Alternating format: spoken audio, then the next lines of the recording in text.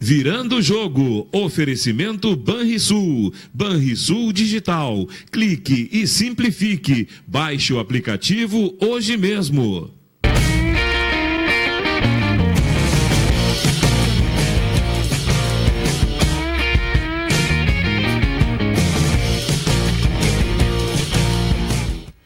Muito boa tarde, amigos. Estamos começando o Virando o Jogo desta terça-feira, dia 31 de outubro, sempre ao vivo aqui pela TVU, canal 55, aberto, e canal 11 no Sistema NET. E também pela internet, você tendo a possibilidade de acompanhar toda a programação da TVU no player do site tvuplay.tv.br e ainda nas páginas do Facebook, da televisão, @TVUplay, e do nosso programa, @Virando o Jogo TV. Estamos recebendo hoje aqui nosso convidado, Daniel Azambuja, que é assessor técnico da equipe do Ceará. O Ceará que deu um nó no Internacional, né, na última rodada aí da Série B, e que agora vai enfrentar a equipe do Juventude. Daniel, tudo bem? Seja bem-vindo ao programa. Tudo bem, um privilégio estar aqui com essa bancada renomada, né? A gente conhece, eu sou como a gente sempre fala aqui, sou da aldeia. Da aldeia, da conheço terra. todo mundo. E é um privilégio estar aqui para a gente debater e falar sobre futebol, né? Sobre o que a gente vem fazendo no Ceará. Muito bem. Flávio Valente, Nelson Cerqueira, Diogo Rossi compondo a bancada aqui. Tu trabalhasse no Grêmio aqui? Sim, trabalhei nas categorias de base do Grêmio até o Sub-23. Até o Sub-23. Caiu a base do microfone aqui. Tá caindo já, Nelson? Caindo tudo. Tem que subir, Nelson. Não pode? Tem que subir da B para A, né? Já caiu, O Ceará, inclusive, deu uma mãozinha para o Internacional agora para dar um choquezinho de realidade, né? Porque o Internacional, como a gente já havia falado aqui, quando se encontra com times organizados, e aí vai o mérito, o Daniel, toda a comissão técnica do Ceará, que montou um time muito organizado contra o Inter, as duas linhas de 4 bem definidas, e o Inter naufragou, né? Não conseguiu ultrapassar. Né? E quando o Internacional está jogando contra times organizados, normalmente tem muita dificuldade, né, Rogério? Infelizmente, isso é um bom sinal amarelo, na verdade, não para agora, né? Mas é um bom sinal amarelo para o ano que vem, né? Ou seja, que Inter nós teremos em 2018, né? Dos 4 times que integram o G4, né, o Internacional perdeu para o Paraná, perdeu para o Ceará e ganhou do América, nós sabemos em que circunstâncias, né? O América jogando muito melhor que o Internacional. E esses 2 jogos, Ceará e América, foram aqui no Beira-Rio. E o Internacional só ganhou do América porque aí, repito, botou qualidade com Camilo e com Nico Lopes e conseguiu fazer alguma coisa parecida com o futebol. Por isso ganhou. Então, onde pegou, como disse o Nelson, time organizado, né, com mais estrutura, mais qualidade, o Internacional não falhou. E, infelizmente, essa é a realidade duríssima aí da equipe do Internacional. A gente fica pensando na própria questão do técnico, né? Será que o Guto Ferreira tem esta bala, né, para a Série A no ano que vem? Essa é então esse é o questionamento, né? É a pergunta que eu acho que a própria direção do Internacional está fazendo. Mas, Daniel, como é que vocês projetaram esse jogo antecipadamente do Internacional? Estrategicamente, analisando, como disse o Nelson, essa formação que vocês tiveram para cima do Internacional? Na verdade, nas últimas rodadas, a gente veio em alguns confrontos diretos, que foram Oeste, Vila Nova, né? E a gente precisava, a Paraná, inclusive, dos últimos 5 jogos, esses foram os nossos confrontos. E, coincidentemente, confrontos diretos. E a gente tem um trabalho de análise, de estudo do adversário muito profundo, né? De toda a comissão técnica, principalmente do professor auxiliar Caé. E depois a gente faz uma análise em conjunto para ver, dentro do nosso modelo de jogo, a forma de poder montar uma estratégia para jogar contra o adversário. Então foi dessa forma que a gente estudou bastante o time do Inter, e a gente não estuda só no jogo anterior, a gente estuda mais ou menos uns 3 jogos e mais algumas situações que são padrões da equipe. E também a gente pegou o jogo que a gente teve lá em Fortaleza contra o Inter para dar uma olhada em algumas correções. A nossa equipe também mudou bastante, também ela melhorou ao longo da competição. E nessas situações aí a gente conseguiu montar uma estratégia para o jogo, sabendo que era um jogo muito difícil, que a gente vinha jogar contra o líder da competição, uma equipe que ganhou, inclusive daquele jogo que a gente teve no primeiro turno lá em Fortaleza, agregou alguns valores, né? Vieram o Camilo, o Leandro Damião e até uma mudança da forma de jogar da equipe. Mas a gente estudou bastante isso aí.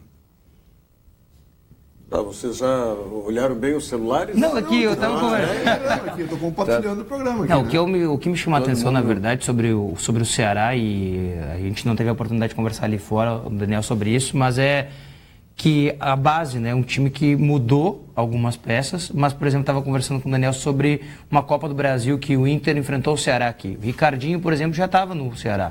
O Magno Alves já estava no Ceará. Ou seja, apesar de ser uma equipe que hoje está na Série B, muito próximo de estar na Série A no próximo ano, segue uma base diferente do Inter. Que olha a mudança que houve do ano passado para esse, e para o próximo ano vai acontecer de novo uma mudança. Agora, uma condição eu vejo, né? O Inter se preparou para essa Série B de uma maneira diferente dos outros clubes.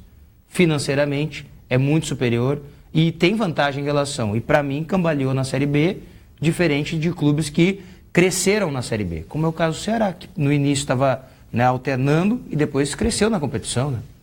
Mas aí aquilo, né? Tá dando o sprint final. Sim, né? claro. 5 pontos para garantir. A conta é jogo a jogo. A nossa conta é jogo a jogo. 5 pontos matematicamente garante. Na verdade, a gente vai pela estatística de anos anteriores, né? O número ali está em 64. Né? Então, para nós aí ainda faltam 6 pontos.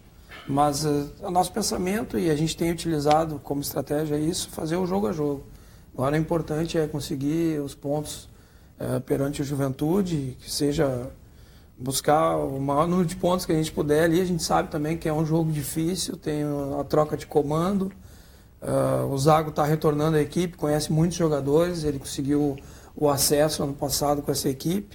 Fez um bom trabalho agora lá no nosso rival, né, no Fortaleza, ele conseguiu o acesso. Então a gente sabe que o pessoal já vai querer mostrar serviço para o novo treinador, os jogadores de confiança vão estar em campo e já projetando a temporada de 2018. Eu falava para o Daniel Azambuja, agora ali fora, o técnico do Ceará é o Marcelo Chamusca. E o nome mais conhecido é do irmão do Marcelo, o Péricles Chamusca. Sim. Então eu estava brincando, tem o irmão famoso e o irmão que é bom. Né? Porque... E o bravo é que ele fica sendo chamado pelo irmão do Péricles. Mas eu acho que ele já ganhou status, né, próprio dentro do futebol, né? E é um bom treinador, né? Muito bom treinador. É muito bom treinador, é um treinador bastante estudioso. Ele também conseguiu o acesso com o Guarani o ano passado, né? Ele colocou o Guarani na Série B. Ele já vem fazendo uma sequência de bons trabalhos aí, ele tem outros acessos também. Agora, não sei te precisar certo as equipes, mas ele tem acho que mais uns 2 acessos aí, junto com esse do Guarani, e a gente está buscando mais desse ano. Sabe quando que eu comecei a temer pelo jogo do Internacional de sábado? Eu vi uma entrevista do Marcelo, ele fez entrevista, eu acho que por Skype, para... Não sei se foi para ESPN ou para Fox. Pode ser Esporte Interativo. O Esporte Interativo. Pode ser. Vocês já estavam aqui em Porto Alegre, ele fez a entrevista por Skype. E ali ele, sem entregar, evidentemente, o jogo, mas ele dissecou o time do Internacional, né, inclusive como é que o Ceará vinha nas últimas partidas. Eu disse, a coisa vai ficar feia. Né? O caldo vai engrossar. Na coletiva pós-jogo, eu lembro muito bem, ele não usou essa expressão, mas falou algo muito parecido com isso, que pelo que ele tinha estudado do Inter, existia algumas condições de previsibilidade na equipe do Internacional. Ele foi gentil, né? Mas não usou a expressão. Mas não usou a expressão previsível. Ele foi muito educado. Ele foi ético. Olha aqui. Agora, na Série B, uma coisa que me chama a atenção, eu até queria perguntar para o Daniel, o que é mais difícil na Série B? A competição em si ou essa dificuldade da logística, por exemplo, que o Inter se adequou à logística, né? Usou financeiramente o poderio que tem para não sofrer, né? O que é mais difícil? É um somatório dessas coisas? Eu diria que é um somatório. Por exemplo, para nós, vou falar do nosso caso lá, claro. A logística ela é complicada, porque vamos pegar a vinda para Porto Alegre, tá? E os 3 representantes gaúchos que a gente tem aqui na Série B. Para mim fazer uma logística para chegar em Porto Alegre, por exemplo, nós saímos às 4 da tarde de Fortaleza e chega aqui à meia-noite. São 8 horas de viagem. Todo mundo fala aquela situação. Tu tá dentro do avião, mas o avião, a poltrona reclina um pouquinho mais só e tu tem que ficar 8 horas dentro do avião para vir aqui no outro dia. Então tu tem que fazer uma programação de 48 horas antes do jogo. Quando a gente veio jogar contra o Brasil de Pelotas, faz a mesma viagem, ainda bate no aeroporto aqui, tem que fazer mais 4 horas de viagem de ônibus, sabe? A Juventude, a mesma situação, bate aqui, vai a Caxias, até tem, se eu não me engano, voo direto para Caxias, mas são 8 horas de viagem. E aí, por exemplo, nós fizemos esse jogo contra o Inter e aí dentro do nosso planejamento a gente resolveu ficar aqui, senão teria que voltar a Fortaleza no domingo, bem mais sensato, treinaria na segunda-feira, na terça para retornar na quarta. E nós vamos ter uma certa dificuldade, nós vamos jogar a sexta com Juventude, retorna para Fortaleza no sábado e tem jogo terça-feira, é um jogo decisivo para nós. Exatamente por esse motivo, a gente ainda está atrás dos pontos e pega um adversário que está fugindo do rebaixamento, que é o Guarani. Então é um jogo que está valendo para os dois lados. Não são inimigos, mas está valendo para os dois lados, para a ponta da tabela e para baixo da tabela. Perfeito. A questão da logística é complicada, né? Nós vamos falar em seguidinha, o Barcelona lá de Guayaquil, que ainda não conseguiu chegar a Porto Alegre, né? Essas coisas aí que parece que na América do Sul, principalmente, América Latina, mas América do Sul, que envolve Libertadores, a tragédia da Chapecoense não serviu de exemplo, né? Pior que tenha sido, dramática que tenha sido, não serviu de exemplo para algumas equipes, para algumas federações e confederações. Mas nós vamos falar isso em seguidinha, inclusive vamos atender, não é, ô Diogo, os nossos telespectadores de ontem, que a bancada falou demais ontem e os telespectadores não tiveram voz aqui. Ontem teve um telespectador do Virando o Jogo lá no evento do Jair Cuba, na federação, que cobrou, vocês estão lendo menos as mensagens. Ele me cobrou lá pessoalmente. Banrisul Digital é um aplicativo completo para simplificar a sua vida com toda a segurança que só o cliente Banrisul tem. Baixe e comece a usar hoje mesmo. Banrisul Digital. Clique e simplifique. Mensagem da Sam Motor. Já voltamos. Pense em uma concessionária com experiência em vendas e pós-vendas. Com uma marca forte, onde design, tecnologia, segurança, conforto e desempenho são conceitos chaves. Pense em uma concessionária com transparência nas negociações e facilidades na hora de comprar um carro. Essa concessionária é a Lipan Sam Motors. Um novo tempo, uma nova concessionária pensada em você. Muito bem. Olha aqui, ó. Vamos começar a atender então os telespectadores de ontem. O Mauro Lau nos dizia o seguinte: sei das limitações do grupo e time colorado e acho que vai subir. O problema é o tamanho dos sobressaltos que o time tem tido. Ele fala aqui o apelido que o Guto ganhou, né, de Gordiola, é isso? É isso. É a mistura de Guto com Guardiola. E suas limitações é o que preocupa. Espero que para 2018 a direção saiba fazer a leitura correta e trazer um técnico da nossa estatura que tenha coragem para ousar, dentre outras coisas. Quem manda aqui? O Fernando de Gravataí. Independentemente de torcida, nenhum jogador pode ter um ataque daqueles no Beira-Rio. Ontem, é muito estrelismo. O Inter é maior que qualquer jogador. Sou gremista, diz o Fernando de Gravataí, fazendo referência à atitude do D'Alessandro ao final da partida. O pedido da D'Alessandro. Aqui, ó, o Francisco Juba disse assim no Facebook, ó, não sei de onde a diretoria do Grêmio tirou que só pode ganhar um título. O Grêmio se acovardou no Campeonato Brasileiro. Se o Renato realmente tivesse a convicção que o Corinthians cairia de rendimento, seria campeão com os pés nas costas. Não. Gremista, o Francisco. O Rafael Chaves, boa tarde, turma da pesada. Ainda bem que não dependemos desse time do Grêmio que jogou ontem. Só escapa o Cebolinha, diz o Rafael Chaves. Cebolinha é o Everton. Né? O Everton. A Tânia diz, a vaia no Inter é errada e sempre vaiam quando vão mal. É orgulho, pois são campeões de tudo. Não são, falto da Série B. O meu time já tem. Dá risada aqui a Tânia, que evidentemente é gremista, né? Quem é que manda aqui?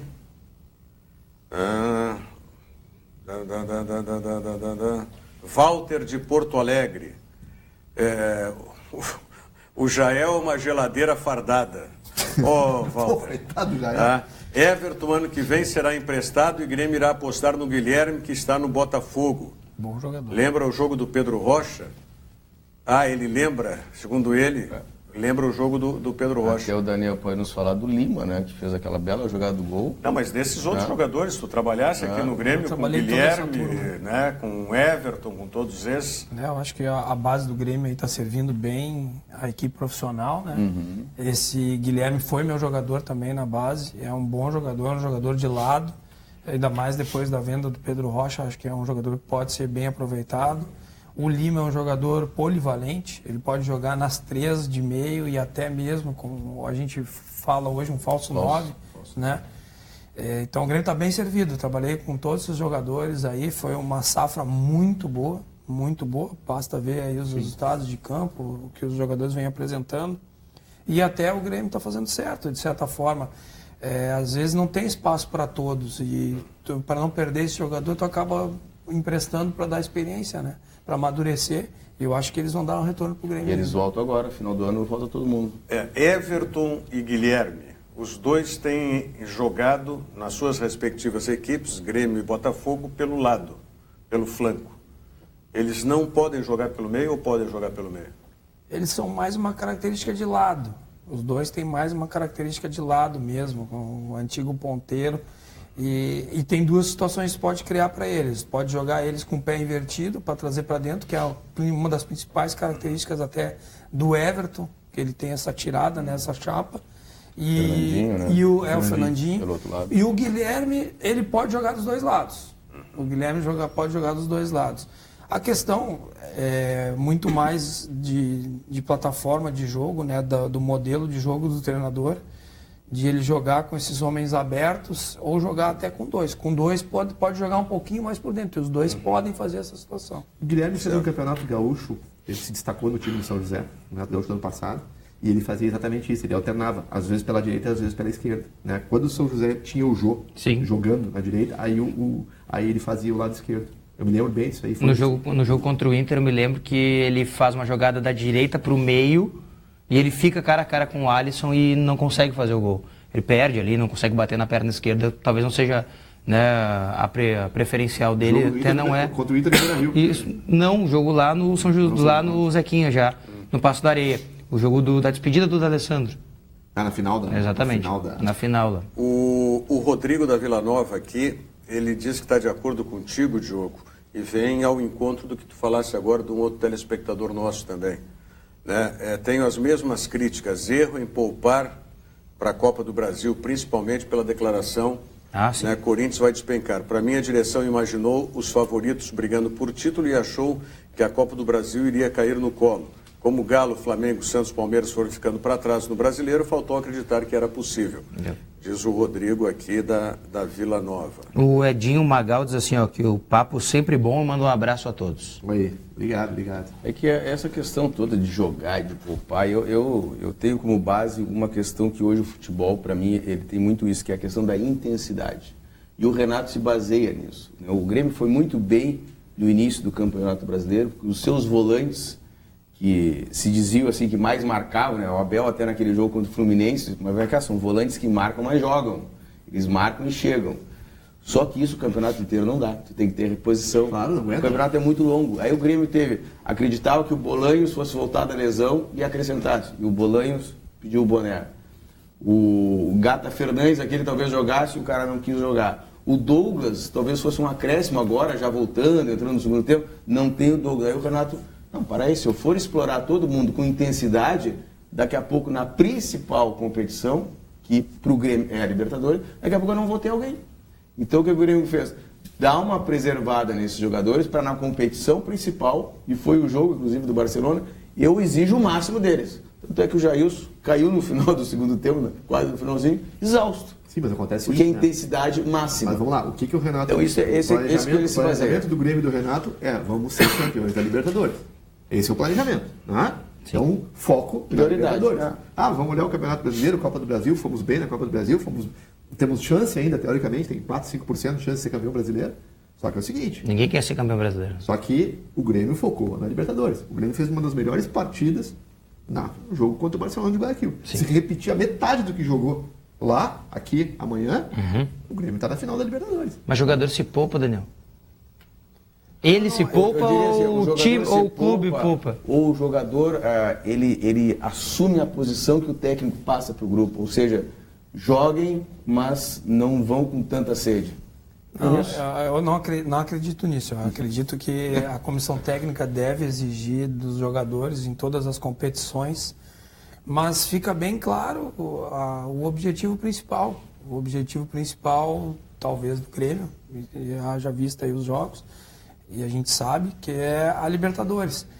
E evidentemente que tu vai entrar no campeonato e num jogo para ganhar, mas eu acho que é até uma das situações que, dentro do planejamento das equipes nos próximos anos, pelo número de competições, principalmente pega o calendário do Grêmio hoje, tu tem que fazer uma montagem de elenco muito boa, né? E às vezes pode acontecer ainda... Quantidade e qualidade. E às vezes ainda pode acontecer os casos que o Grêmio fez contratações de alguns jogadores que, na primeira vista, todo mundo aceitou, né? Como o Gata Fernandes, como tu citaste, como o Bolanhos, que são excepcionais jogadores, são bons jogadores, e pode vir a não dar certo no elenco. Quantos exemplos a gente tem aí de bons jogadores que às vezes não dão certo? Então, eu acho que daqui para frente o planejamento está na montagem das equipes para te buscar mais de uma competição, como foi falado. Senão tu tem, realmente, tu colocou muito bem, a intensidade do jogo hoje é demais. E existe uma diferença da intensidade do jogo. No jogo do Brasileiro, que é um jogo de pontos corridos, tu vai lá para fazer o jogo. E um jogo de mata-mata, tu tem que ir com 100% para o jogo, para te garantir resultado. A intensidade de um jogo para o outro já é diferente, entendeu? É isso aí. Continuando aqui atendendo os nossos telespectadores, o Francisco Campos, ele diz: o programa está ótimo, grande parte da torcida, grande parte da imprensa e ele próprio juram que D'Alessandro é maior que o Inter. Nunca foi e jamais será. Todos têm que entender que o Inter era imenso antes dele e continuará sendo depois. Quem ele acha que é para ter uma reação daquelas? O dono do time? Ô Francisco, eu quero te dizer que o D'Alessandro é dono do time, ele é dono do clube, o D'Alessandro é dono do Beira-Rio, é todo. Não deveria, não deveria, mas ele é. E se deixam avançar, vai avançando, vai mandando em tudo. Alguém tem dúvida que o D'Alessandro um dia vai ser presidente dele? Eu tenho. Alguém tem dúvida disso? Eu tenho. Não tenho dúvida. Eu tenho. Não sei presidente, mas vai fazer parte do Inter como instituição, com certeza. Com certeza. A vida dele é aqui. E ele está se preparando, e ele se prepara para ser técnico de futebol, né? Ele mesmo disse já que estava para terminar o curso, eu não tenho certeza se ele já terminou. Ele disse numa entrevista coletiva que estava fazendo um curso agora EAD, né, à distância, porque ele começou na Argentina. Como ele não permaneceu na Argentina, voltou para o Brasil, teve que continuar à distância. Deve ter terminado já o D'Alessandro esse curso para treinador. Aí ele sendo treinador, ele vai fazer o que ele já faz hoje, né? Com propriedade. Com direito, que ele já faz de fato, mandar no vestiário. Não vai dar para apitar, viu? Porque fica mais difícil. Mandar no vestiário. Apitar fica mais difícil. Mas apitar é circunstancial. Apitar, todo jogador que tem... Só para dar mais um pitaco nessas Mas a realidade é o que acontece dentro do vestiário. Eu acredito que para toda a equipe que está na Série B do Campeonato Brasileiro, quando chega nesse momento derradeiro da competição, né, e há a possibilidade de subir, né, de chegar na elite, o clima de ansiedade ele impera, né, ele se torna real. Com certeza. O Ceará vive isso, os jogadores? Vive o clima de ansiedade ou, por exemplo, talvez não tenha a obrigação, como o Inter, de subir, pode identificar no adversário essa instabilidade para vencer? Na verdade, esse clima de empolgação, de euforia, ele é todo o entorno. A imprensa, a torcida, nas duas últimas chegadas do aeroporto em Fortaleza, a torcida lotou o aeroporto para incentivar a equipe. Na saída agora do jogo do Inter, a torcida foi no aeroporto. Mas eu acho que é foco. O grupo está muito focado, é um grupo consciente, um grupo experiente. Nós temos alguns jogadores experientes, Magno, Ricardinho, Rafael, Thiago, tem muitos jogadores. Não vou citar, tem mais até para não deixar de citar alguns. E quando tu estabelece o objetivo, tu vai atrás dele. Então, o problema seria, entre aspas, o entorno, a empolgação, mas não dentro do grupo. Dentro do grupo a gente sabe. E a gente está com essa estratégia de jogo a jogo, então sabe que o próximo e mais importante é o jogo com o Juventude. Bom, se ganhar do Juventude, aí o pessoal vai enlouquecer, porque saiu para ganha do Internacional e ganha do Juventude. Viajamos. 6 pontos preciosos. O Newton Vence diz aqui o seguinte, evidente, o Newton Vence é gremista, ele diz: o time dos morangos é muito ruim. Abraços, Rogério e bancada. Concordo com o Vence. Muito ruim. A gente vai falar disso.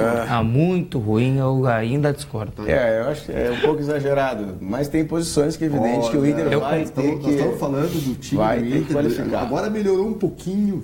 Melhorou um pouco. Mas nós tivemos esse ano o pior time do Inter de todos os tempos. E eu acho que realmente isso... É o time da história. Não sei, eu já vi time do Internacional ruim. Nos Ele é mais velho que eu, né? Capaz de ter visto umas coisinhas que eu não vi. Também acho que esse Beirato, muito... Ayrton. Teve coisa... Não, Ayrton era bom jogador, volante e tal. Mas o... Marião, teve coisa no Teve umas Internacional. coisinhas interessantes, mas não todos ao mesmo tempo. Acho. Aqui eles conseguiram botar todos ao mesmo tempo. O Vanderlei de Cachoeirinha. Boa tarde, Rogério e bancada. Faço a seguinte pergunta: se o Renato não ganhar a Libertadores, que argumentos serão dados para justificar? Porque até agora Renato é o melhor treinador, o Grêmio melhor time da Libertadores. E se não ganhar nada, como é que vai ficar? Responda aí, ô Flávio Valente. Se não ganhar, realmente, aí é o outro lado da moeda, né? Se ganhar, é tudo de bom, tá no céu. Se não ganhar, por que desperdiçou a Copa do Brasil? Mas tu estava defendendo agora aí a estratégia toda. Não, eu acho que está correto diante daquilo que o Grêmio pode fazer, está correto. É o risco, né? Mas o risco nós temos que é o lembrar risco. que isso é um esporte, né? Claro, se ganha, sim, se risco perde. tem. Isso aí faz parte. Que nem Só no... ganham. Tu tá numa corrida de Fórmula 1, daqui a pouco numa corrida de Fórmula 1 tem que apostar numa estratégia, tu aposta ela. Ou dá certo, ou daqui a pouco tu não ganha, né? Eu acho que o discurso de derrota ele foi dado há muito tempo, né? Pelo Grêmio já. Caso não vença. O Renato disse, não vale de nada ter jogado bonito, ter chegado nas finais, se não vencer. Esse discurso já foi dado pelo Grêmio. O Grêmio já está vacinado pela derrota. Vacinado no bom sentido. Já identificou que não vale de nada tudo o que fez se não ganhar. Eu acho que tem uma maturidade nesse momento no Grêmio. Além de ter jogado bem contra um Barcelona, que também teve as suas rateadas lá, a gente tem que reconhecer também que o Barcelona não é o ó do Borogodó, não é um baita de um time. Né? O ó do Borogodó, fazia horas que eu não ouvia. Ó do Borogodó. Isso tem alguns percebe-se algumas coisas. A idade, né? A idade pesa, né? Tu não te lembra disso? Esse termo tu está estranhando o termo. Vamos lá. Então... Até perdi o raciocínio. Vamos lá, Borogodó. Agora o Grêmio está com cautela. Te lembra daquele 5-0, o Grêmio e Palmeiras pela Libertadores, aqui no Olímpico? Sim. Aí o Grêmio foi pro Pacaembu, me parece que foi o jogo, e levou 5-1. E que saiu ganhando? A sorte que o Jardel no início do jogo fez um golzinho ali. Depois virou mas pavor. ali teve outras coisas, Mas tem... campo, Eu acho que agora teve tem a uma punição, maturidade. o Grêmio não tinha um goleiro em condições. Olha. Jogou com um braço, jogou com o braço quebrado. Quem é o goleiro que jogou? Tava com a mão quebrada, voltando o Murilo, eu acho. Murilo. Com a mão quebrada. Murilo tem uma bela pizzaria em Porto Alegre. Teve outras coisas aí naquele jogo. Futebol tem os extracampos também, não tem como... Mas que é um jogo bem parecido com esse recentemente. Recente não, né? Mas do próprio Grêmio, que o Grêmio sofreu e aí não houve nenhuma série de circunstâncias assim, na Libertadores 2007, na própria semifinal. A diferença é que o Grêmio não fez fora, era o Santos. O Grêmio fez 2-0 em casa, logo no início do jogo fez um gol com o Diego Souza, lembra? E levou 3-1. Foi no detalhe também. Ou seja, vantagem em Copa Libertadores da América, ela... nem sempre significa muita coisa, né? A gente sabe que é a primeira vez na história que um clube faz a vantagem que o Grêmio fez. E o que pesa a favor do Grêmio é que o time do Barcelona, vamos combinar, que não é esse baita time. Mas ele joga melhor fora de casa. E tem uma grande diferença. Atacado. Mas tem uma grande diferença, né? Não é assim. Não tem o Ariel e tem o Jonathan Alves, né? Uma diferença bem significativa. Só que 3-0, né? Pelo amor, 3-0. Isso aí já tá bom. Usar um outro. A Inês é morta, tá? Pra ser o do Borogodó. Mas pensa assim, ó. É que futebol é o esporte que Futebol talvez seja o único esporte em que a tendência nem sempre aconteça, né? Grêmio e Barcelona de Guayaquil, 56 mil pessoas, 5 minutos de jogo, 1-0 pro Barcelona. É outro jogo já. Mas vamos mais adiante. O Barcelona faz o 2-1 naquela... O grande jogo. O Barcelona não faz... Não, é que daí é o sim, que já não aconteceu. Não, só um pouquinho. Mas tem que prospectar o que pode acontecer. O 2-1 lá era complicado. Mas é que daí não aconteceu. Mas Nelson, foi 3-0 lá. É isso. Aqui tu ainda pode prospectar. Não existe verbo sim, como diz amigo meu. Não, do passado não, mas no futuro a gente pode projetar. A gente pode ponderar algumas hipóteses. Vamos projetar então hoje, River ou Lanús? Esse aqui é o jogo. O gremista vai estar mais ligado nesse jogo do que amanhã. Tu chegasse Grande clássico. Clássico do burro. Deixa pro Grêmio essa bomba. Mas tu viste essas equipes jogar? Qual é a tua opinião? O River Plate tem demonstrado ao longo das competições aí que tem um treinador experiente, né, identificado com o River Plate. Os jogadores estão acostumados a jogar a final. A última final até que eu vi foi a Supercopa da Argentina, que o D'Alessandro estava jogando pelo River Plate. E o Boca saiu, se eu não me engano, o Boca saiu ganhando na frente. E é uma equipe que tem experiência, é uma equipe encorpada, que sabe fazer, saiu perdendo e soube virar o resultado. Então é uma equipe que está bem acostumada nas competições aí. A equipe perdeu o atacante, eu não lembro o nome dele, que foi para o Alário, mas vem buscando uma nova forma. Deve passar pelo Lanús, né? Na tua opinião, deve passar. Eu colocaria como favorito, mas o Lanús também fez um jogo anterior contra a equipe do Diego Aguirre, São Lourenço, e conseguiu reverter o resultado em casa. Então, por ser um clássico, um jogo local na Argentina, nesse momento a gente não colocaria tal favoritismo. A gente coloca pela camisa que a gente conhece mais do River Plate. Eu não gostaria de enfrentar o River Plate numa final, por todas a história do... tudo, claro, camisa isso. E é um time que cresce na competição, já vimos isso em outras vezes. Não gostaria de enfrentar. Gostaria de enfrentar o Lanús. Mas pelas circunstâncias da final ser na Arena, aqui, né? Eu acredito, e por tudo que eu vi aí do River do Lanús, que o Lanús não vai conseguir reverter em cima do River Plate como fez em cima do São Lourenço. Acho que ele não reverte, pode até reverter resultado do jogo, mas não reverte o resultado de classificação. O River Plate faz um gol lá, daqui a pouco faz um 2-1. Se o Lanús classificar, o Lanús na verdade reverteu 2 resultados, e vai levar um jogo para segundo jogo para casa, né, numa final. O Lanús, nesse jogo que o Daniel fala contra o São Lourenço, o time do São Lourenço eu não acho, assim, de todos esses que chegaram nas quartas de final, o mais significativo. Talvez se fosse junto com o Jorge Wilstermann aí o time mais fraco, os mais fracos. O Lanús massacrou o São Lourenço. No segundo jogo. Foi um massacre. O time do Diego Aguirre não conseguiu sair do meio campo, em nenhum momento. Eu não sei nem como que o jogo foi para os pênaltis. Vocês viram esse jogo agora do River Plate contra o Lanús no Monumental? Sim. Primeiro tempo, o Lanús jogou. Isso. O Lanús jogou mais do que o River Plate. Eu, se fosse para escolher, não cabe a mim escolher, cabe a competição acontecer. Mas para o futebol do Grêmio, já disse isso aqui, o melhor final para o Grêmio em futebol, nem camisa, é o River. O futebol que o Lanús aplica, ele vai complicar o Grêmio. Mas... Tudo bem, eu ainda acho e entendo que o futebol que o Grêmio joga, se pegar o Lanús... Encaixa difícil com o Lanús. No jogo jogado, sou mais o Grêmio.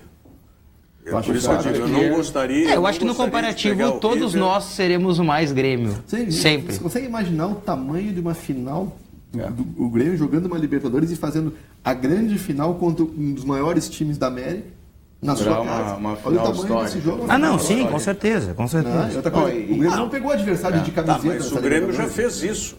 Não, tu não pode fazer isso que tu tentou fazer. Diminuir a Libertadores do Grêmio. Não estou diminuindo a Libertadores. Estou dizendo assim, as camisetas pesadas pro Grêmio... Sim, mas é que não pode... É que daí a competição fez... O Grêmio fez isso. Se o Grêmio for campeão da Libertadores em cima do Lanús... É campeão. É campeão igual, não se tira o valor. Mas eu digo o seguinte, os adversários não foram os adversários mais potentes. Mas pensar assim, o Grêmio foi meritório...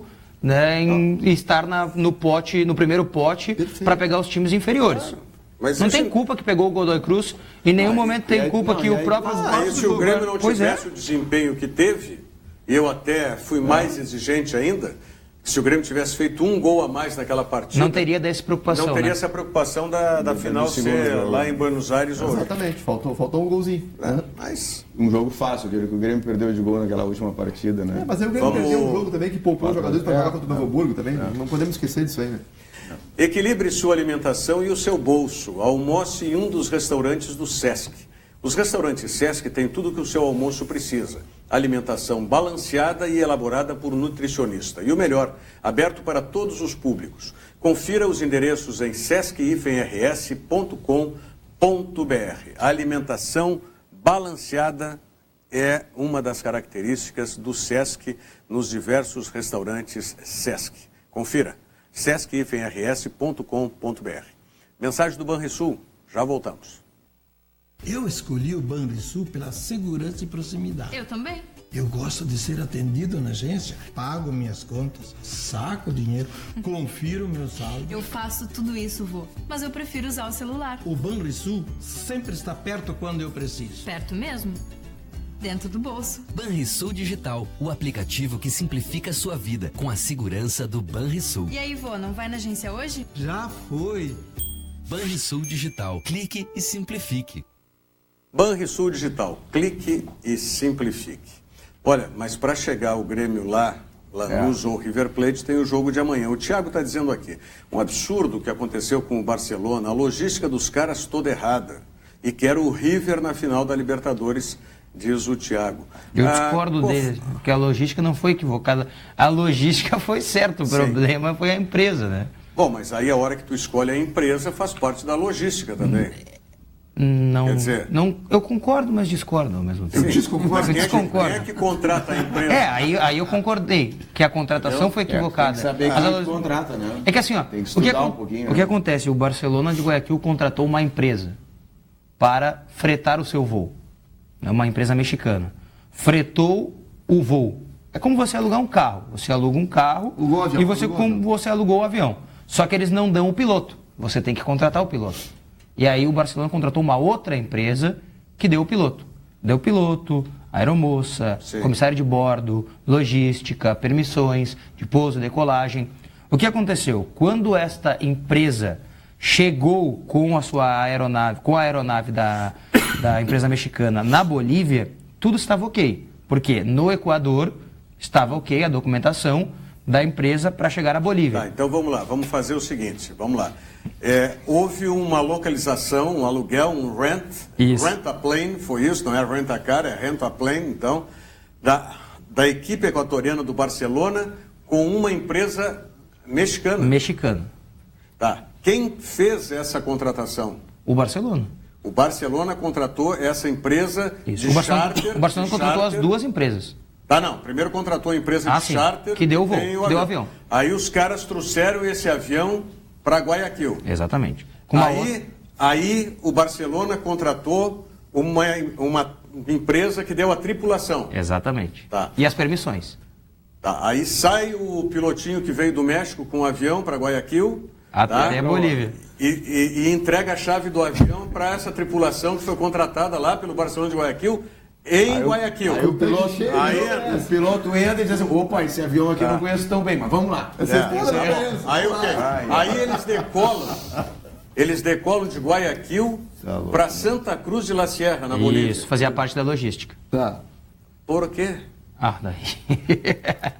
Talvez aquela preguiça que não pode voar direto. Talvez aquela... Pode ser. Voo da Chapecoense, que não pode fazer um voo direto. Talvez não tenha a caracterização de fazer um voo direto. Guayaquil, esse voo não tem autonomia para chegar em Porto Alegre. Aí o que aconteceu? Que avião é esse, aí chegou lá em Santa Cruz de la Sierra. Em nenhum momento, a torre de comando na Bolívia enviou uma solicitação de pouso ao Brasil. Por quê? Porque em nenhum momento este voo na Bolívia foi liberado para decolar. Sim. Pela Bolívia. Tá bom, mas aí é a empresa de aviação da Bolívia. Isso. E diga-se de passagem... Diga-se de passagem, lá na Bolívia é que houve a liberação do voo da Chape para ir, não foi? Exatamente. Foi. Então, agora tem um detalhe. Ele deve estar com detalhes sobre a liberação desse voo. Quando a gente falou... bem mais exigentes e não vão abrir mão de detalhes. Ontem a gente conversou com a Infraero e com as duas empresas. A Infraero disse o seguinte, não sabe dizer qual o motivo que foi proibido, porque o Brasil não tem como saber. Mas quais são os motivos que o Brasil proíbe um voo de sair? São 3 os mais comuns, disseram eles. Falhas técnicas do voo, problemas judiciais da empresa, dívidas ou problema com a tripulação. No caso, algum membro da tripulação, integrante que não poderia estar voando, que estava ali. Bom, mas conseguiram decolar ou não? Conseguiram num voo militar, né? Que saiu do Equador. Ah, não vieram no voo, então vieram no voo militar ainda, né? Voo militar? Que veio do Equador para a Bolívia e da Bolívia. Bolívia. Do lado assim, não é aqueles um atrás do outro, banquinho lateral. Mas e esse voo militar está vindo para cá. Tá vindo. E vão cair de paraquedas. O mais constrangedor que eu acho... Sobrevoando o Capão da Canoa. Tem duas situações que eu não consigo admitir nesse caso. Não, que é o jogo seguinte... não teve logística, Diogo. Não teve. Não, teve, mas né, o fato é o seguinte. Equivocado. A primeira coisa que eu vejo, o Barcelona viajou toda essa Libertadores da América de voo de carreira. Os 2 voos para o Brasil, para São Paulo e também para o Rio, quando enfrentou os adversários, né, em São Paulo ou no Rio, foram voo de carreira. O que o Barcelona pensou para essa semifinal? Conforto. E foi tudo que eles não tiveram. Tudo. E outra, né? Como a empresa estava bloqueada na Bolívia, a bagagem em nenhum momento pôde sair do voo. Ou seja, eles não tinham roupa, eles não tinham tênis, eles não tinham nada para treinar. Uma das cenas que eu não vi, mas que um repórter que está no voo nos contou, e que para mim é a mais constrangedora de todas, é a comissão e também o departamento de futebol que estavam no voo, saíram do voo nas ruas bolivianas para comprar roupa para os caras. Não, eles cogitaram a fazer um treinamento treino. Não puderam por causa disso. No Blooming, No Blooming para usar equipamento. Que situação. Imagina a ligação da empresa para o governo equatoriano, que se é um avião militar, para ali, olha, nos libere um avião aí com urgência. Tá, mas vem cá, esse avião militar é equatoriano ou boliviano? Não, é equatoriano. Né? Porque teve que sair de Guayaquil para buscar eles na Bolívia. Na Bolívia. Exatamente. Porque aí ontem no fim da tarde... Não sei, Equador e Bolívia, eles estão tudo... Ontem, no início da madrugada, liberaram as bagagens. Daí eles já tinham acesso às suas bagagens. Tá tudo no avião, no voo militar? Tá tudo então com eles, mas deve ser um avião com poltrona direitinho. Eu posso garantir uma coisa, eu não entendi nada. É difícil, né? Como é que pode? Já pensando?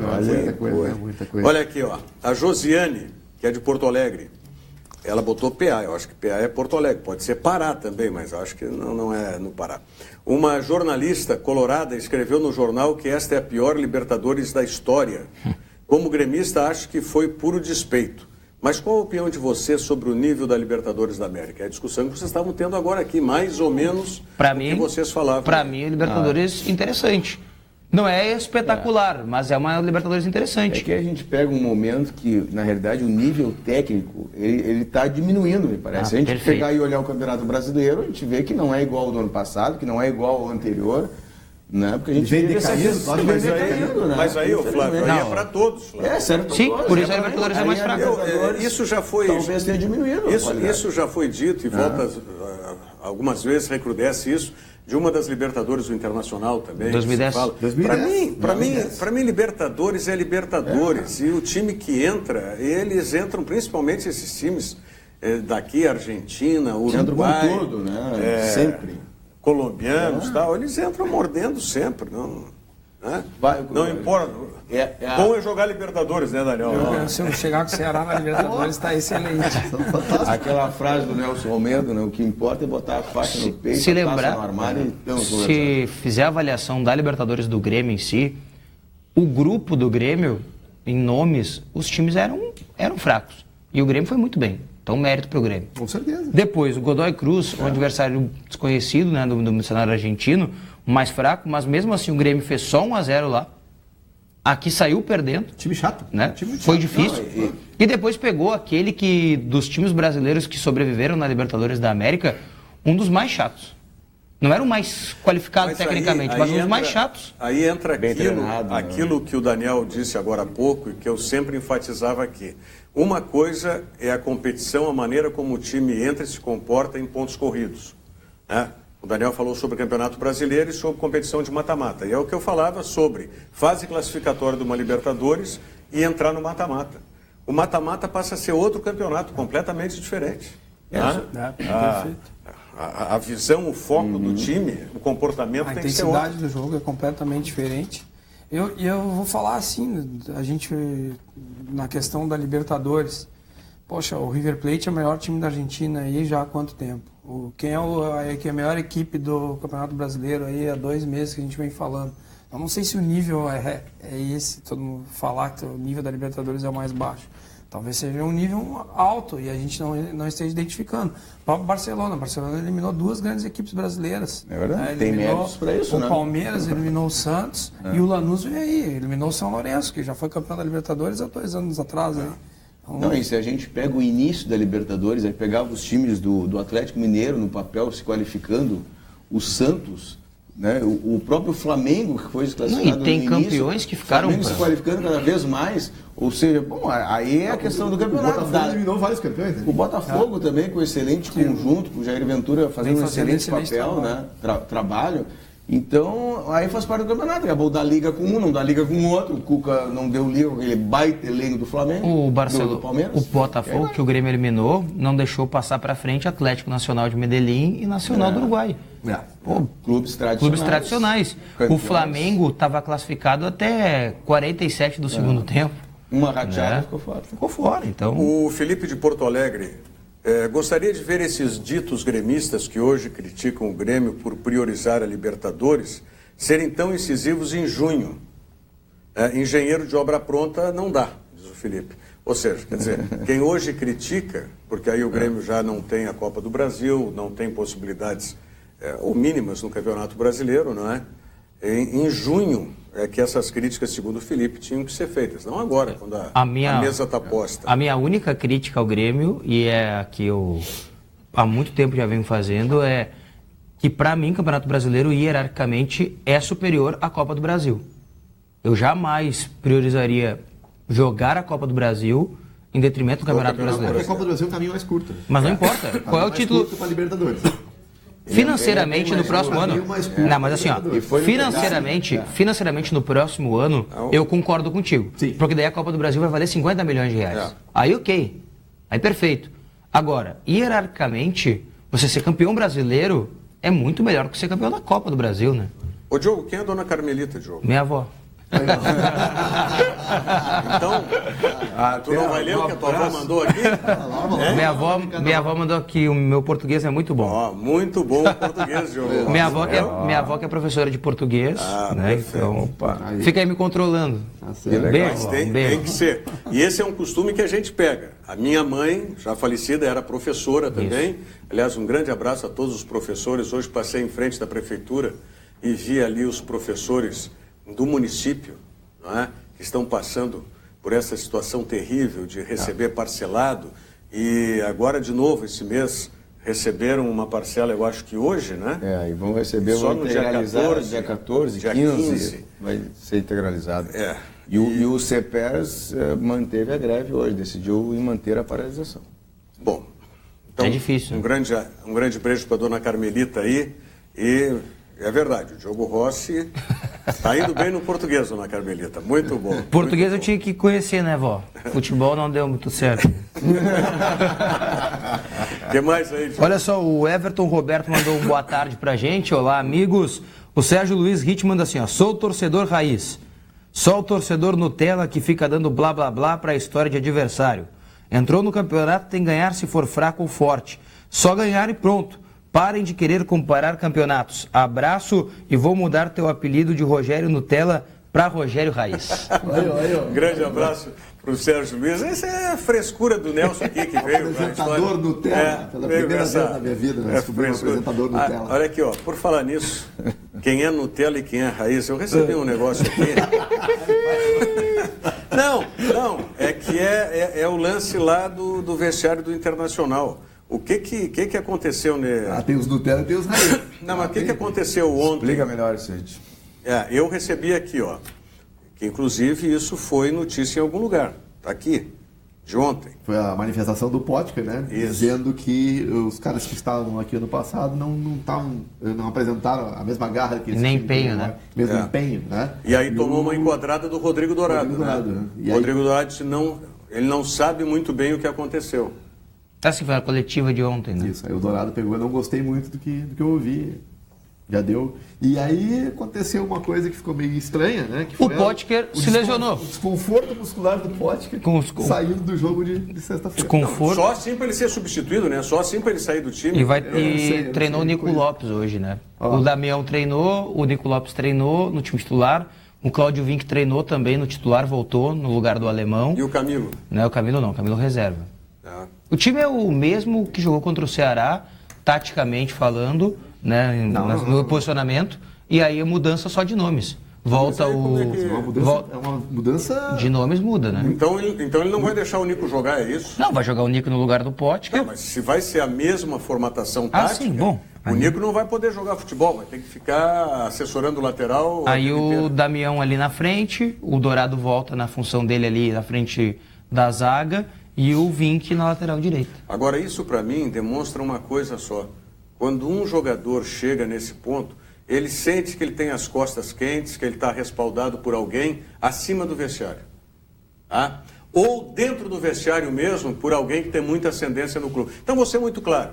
O Potker, quando ele diz um negócio desses, é porque ele sabe que ele foi contratação dessa diretoria, tá? E porque ele sabe que ele está indo, vamos dizer, ao encontro daquilo que o D'Alessandro internamente tem comentado e que já disse que no final da Série B o D'Alessandro ia falar.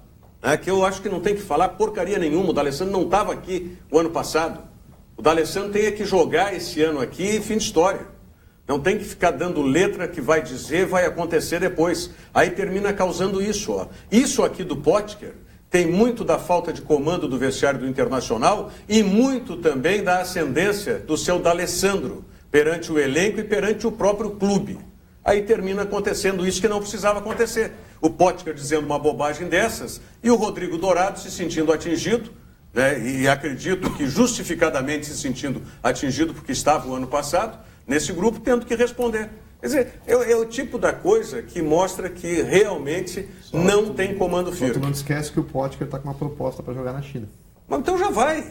Pô, pelo amor de Deus. Isso aí também é coisa meio emblemática. Daqui a pouquinho tem que jogar para ser vendido. Pode ser.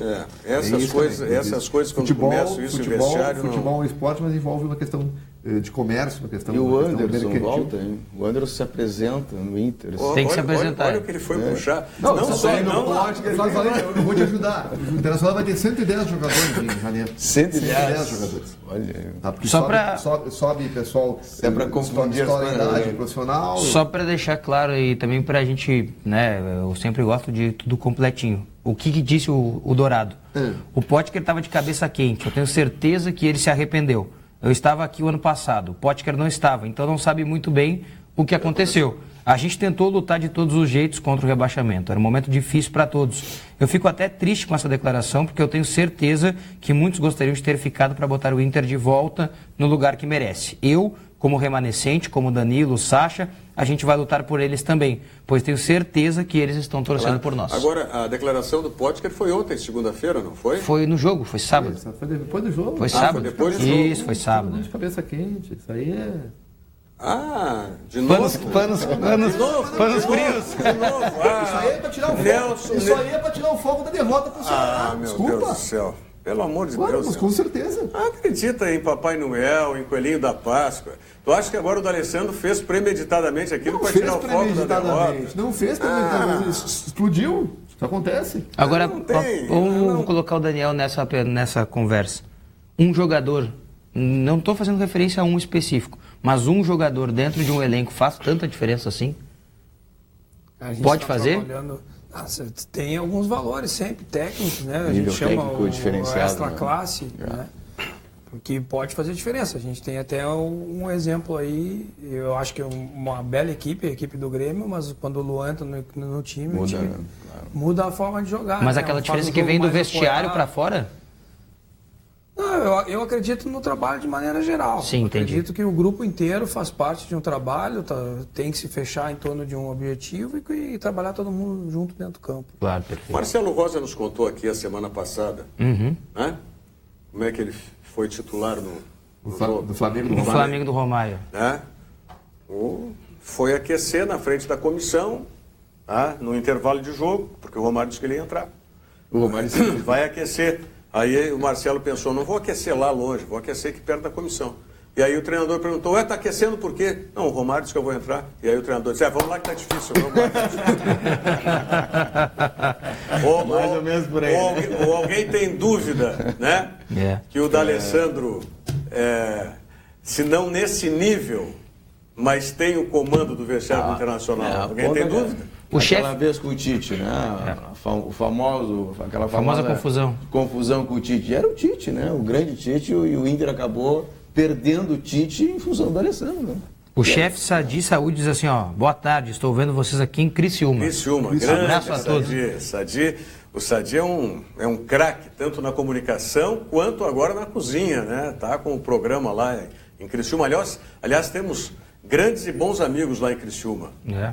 Como é que foi a tua ida essa lá? Encontrou a turma daqui? Não consegui, assim, né, aproveitar muito, porque viagem para trabalho é difícil, né? A gente não consegue quase nunca, né, ver nada na cidade ou aproveitar em algum momento, mas sempre bem recebido do Criciúma. Né? Perguntinha para coordenador, tu vais, Lucas do Rio Verde? Quem vai?